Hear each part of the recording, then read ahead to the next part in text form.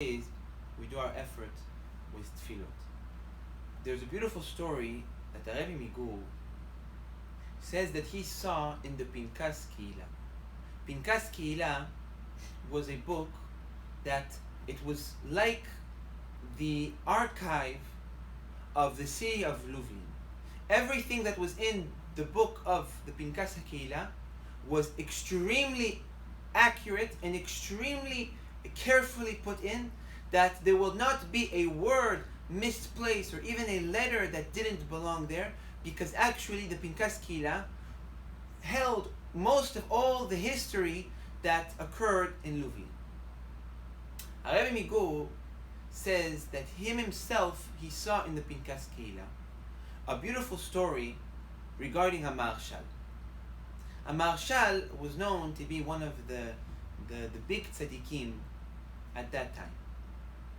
A marshal had a yeshiva that was called Hayam Shlomo. Hayam Shlomo was known to be one of the best yeshivot that existed at that time. That any person that had talent with Torah, any person that was a Talmid Chacham, any person that was extremely smart belimud Torah, went to the Hayam Shlomo. And actually, a marshal is also, we call him in many books Hayam Shlomo, the name of his yeshiva. It was told about a couple that lived in one of the cities around Lublin. And this couple was a very, very, very poor couple. Anything they tried to have panasa, they were not able. For years they were married and they did not have kids. This couple, after many years of them doing everything for panasa is hard, health is hard, having kids is hard, nothing was good for them. The husband one day approached his wife with a idea that already in this city that we live in, we don't have panasa, we don't have buyut, we don't have kids. Maybe if we go to Lublin and I will go and learn in the yeshiva of Hayam Shlomo, maybe HaKadosh Baruch Hu will bless us with kids, because panasa here we don't have, bracha here we don't have. So maybe if we go there and I will enter the yeshiva of Hayam Shlomo, maybe HaKadosh Baruch Hu will bless us. His wife was a tzaddiket and agreed that if it was for him to go learn Torah, she would be willing to work and to support the house, and that for her husband to go and to learn Torah from the morning to night. And that couple moved to Lublin, and the husband went into the yeshiva of Hayam Shlomo, and he enrolled in.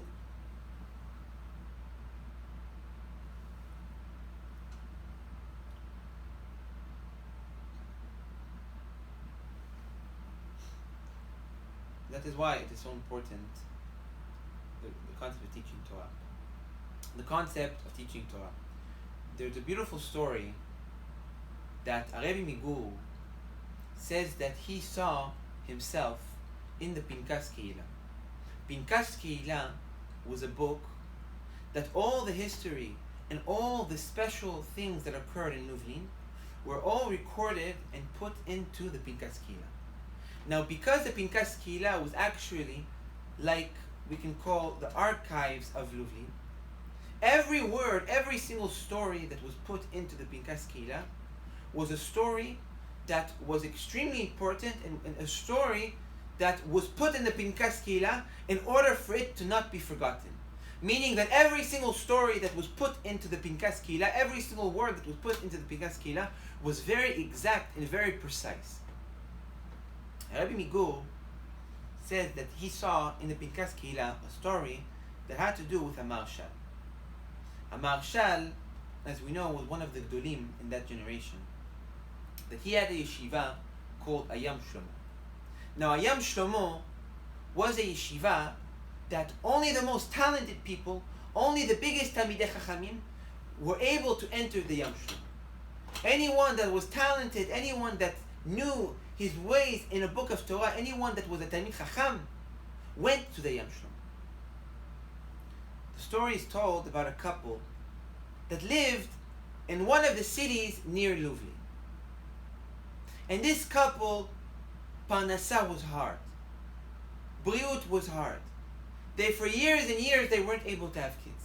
Everything they tried to have Parnasa, everything they tried in order to have kids, nothing worked. After many, many years of suffering with no Parnasa, with no kids, the husband one time, he had an idea. And he approached his wife with this idea. He said, you know, in this city that we live, we don't have Parnasa. HaKadosh Baruch Hu didn't bless us with kids. We have no mazal in the city. Maybe if we move to Lublin and I enroll in the yeshiva of Hayam Shlomo, maybe HaKadosh Baruch Hu will bless us with Parnasa. Maybe HaKadosh Baruch Hu will open the gates of bracha, of Parnasa, in order for us to Bezrat Hashem maybe have kids and to build a family with bracha. His wife was a tzaddiket. And she agreed to move to Lublin, and she even said that she will work to support the family, and she wants her husband to go to the yeshiva and to learn Torah from the morning to the night, and to complete this dream of his, to be able to learn Torah from the morning to the night. That couple moved to Lublin, and the husband enrolled into the yeshiva of Hayam Shlomo. It is told that the wife, in order to support the family, she was a laundry cleaner. And as we know, Rabotai, at the time, a laundry cleaner, a person that does laundry, it was a very low job and a very, very, very hard job to do, because it required a lot of physical effort in order then to do laundry. And that husband, when he enrolled into the yeshiva of Hayam Shlomo, slowly by slowly, he was growing in the Torah, he was growing in his knowledge, he was growing in the Kedusha, and le'at, he became one of the top students and one of the top Talmidei Chachamim that were in the yeshiva of Hayam Shlomo. For meanwhile, Parnasa was still hard, and HaKadosh Baruch Hu did not benefit this couple with kids yet. For years on top of years, his wife would go from door to door doing the hard job of laundry in order to support her husband learning Torah. Le'at, slowly by slowly, she felt her health midarder, she felt her health going down, and she started to become sick, and she started to feel weak, and she felt that her life is going to come to an end. One day when she was feeling very, very sick, she called her husband and told her husband, you know, I gave my life to you. I worked all my life in order for you to go and learn Torah. I did everything in my capabilities for you to be able to to have your dream of learning Torah from morning to night. Now I feel that my life is coming to an end. And I want you to swear to me that if I die, you will never marry another woman. When the husband heard this request, he said, Chas v'shalom, I'm going to go right away to Hayam Shlomo, and I'm going to ask the Rebbe to give us a bracha, and Bezrat Hashem, you're going to live, and we're going to have kids, and Bezrat Hashem, our Parnasa will come. It's a matter of time. There's nothing for you to worry. I promise you, we're going to go to a Maharshal, and a Maharshal is going to bless us. His wife said, there's no way. This is my end. And before I go, I want you to swear to me. This husband, that he was a tzaddik, he said, you know, I believe that HaKadosh Baruch Hu will do a miracle, and we will have kids, and we will have bracha. But if it's going to make you feel better to swear that I won't marry another woman, I'll swear. And that husband, he swore that if his wife passes away, that he will never marry another woman. Rabbi Migur says that in that very moment, after he finished that swear, she fell back and she died. Right away, they did the Shiv'ah, they buried his wife, the whole city came to mourn the tzaddiket that was going from door to door, doing laundry in order to support her husband that's learning in the yeshiva. Many months passed, and this husband swore to keep his promise. And he said that I must keep this promise that I will never marry another woman. But in order to avoid, chas v'shalom, me to have the desire to marry another woman, I am going to lock myself in a corner and disconnect myself with the world. And that tzaddik, that person, he would sit down in the yeshiva, he wouldn't talk to anyone, he was all day hiding in the corner learning his Torah, just in order to avoid, to not come chas v'shalom to the situation where he will have the desire to marry another woman. But le'at, after he locked himself, and after he closed himself to the world, a Maharshal saw that he lost his happiness. A Maharshal saw that his best student is no longer with simcha. He saw that his best student no longer has that fire of simcha and Torah combined. Right away, a Maharshal approached the husband, and he said, I don't understand. You used to have simcha. You used to be one of my strongest students. What happened? So he told him, he said, moments before my wife passed away, I made a swear that if she were to pass away, I will never marry another woman. And now, in order to keep that swear, in order to keep that promise, I decided to lock myself out of the world, to completely disconnect myself out of the world in order to keep that promise. A Maharshal said, under no circumstances can you keep a swear like that. You have a mitzvah of Pria Verivia, you have a mitzvah to bring kids to the world. A swear like that is not a swear. And under no circumstances can you keep this swear. So right away, this Bachur, this husband, told the Maharshal, he said, but there's a big mitzvah that in the last moments of a person of his life before he passes away, the last request he has, it's a big mitzvah to keep this request. And her last request was that if she passes away, I will never marry another woman. A Maharshal said, under no circumstances will you keep a swear like that. You must right now go out and get married. So a Maharshal, he took one of his gabaim, he took one of his helpers, and he sent one of his gabaim to find a kala for one of his strongest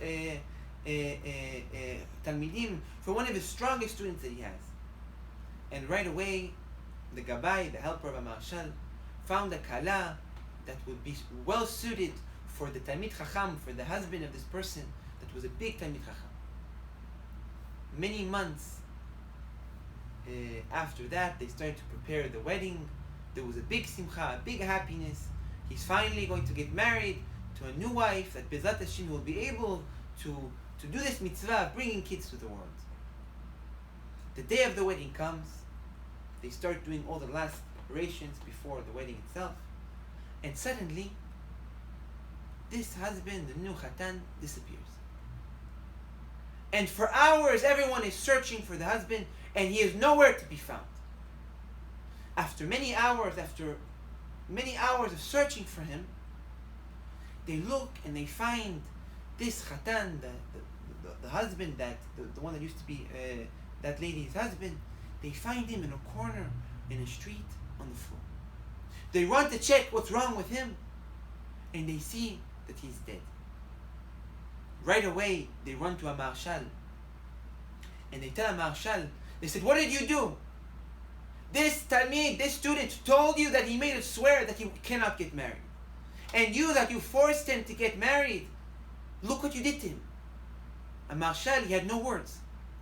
He didn't know what to say. So a Maharshal said, I want you to take him and to do all the preparations to bury him. To do all the ta'ara, to prepare the body in order to bury him. And at the time of Abotay, it was custom in Morocco, in Tunis, and also today for all the big Talmidei Chachamim, that when a big Talmid Chacham passes away, they do all the preparation of the body in the Beit Knesset. And actually, this was also done for my grandfather, Rabbi Moshe, that all the preparations were done in the Beit Knesset. Then all the Kahal would walk, all the community would walk the body to the graveyard. So Maharshal said, after you do all the preparations and you walk the body to the graveyard, before you enter the gates of the graveyard, you do not enter. You stop right there and you call me. So right away, the students, they said, we have to keep whatever Marshal says, we have to do right away. They right away, they go, they prepare the body, they prepare everything to bury him, and they start walking into the graveyard. In the entrance of the graveyard, before they enter the gates, right away they said, a Marshal said, to not enter until he comes here. They right away call a Marshal. A Marshal approaches the body. He picks out from his pocket a parchment. And on this parchment, he writes, to Bet Din Shel Mala. I decided and I pasakti that swear that he made was not a swear. And I am ordering Bet Din Shel Mala, give me back my student. HaMarshal right away opened up the box, it wasn't in Eretz Israel, he opened up the box, he opened up the talit, everything that was covering him, and he opens up the hand of this person that passed away, and he puts that parchment in the hand of that person, and he closes his hand. He closes the box, he covers the talit, and he tells everyone, continue on, you can continue with the burial ceremony. Right away, everyone that were there, they were confused. What was going on? What did a Marshal put in his hand? What did he write in his parchment? No one knew what was going on. They took this person and they buried him. They covered him. They did the Kaddish. They did the whole process that they had to do. And right after that, everyone went to their homes. Many hours later, to everyone's surprise, who do they see running in the streets? They see the person that they just buried hours ago running in the streets with the clothing that they buried him. Right away, when everyone saw this, they said, what is going on? This person, we buried him. Everyone ran away from this person as far as they can. And this Talmid Chacham, this person that passed away, was running to the house of whom? To the house of Marshal. He banged on the door of the Marshal, and the Marshal opens up, and he said, I was expecting you. This Bachur tells to a Marshal, Rebbe, you don't understand what happened to me.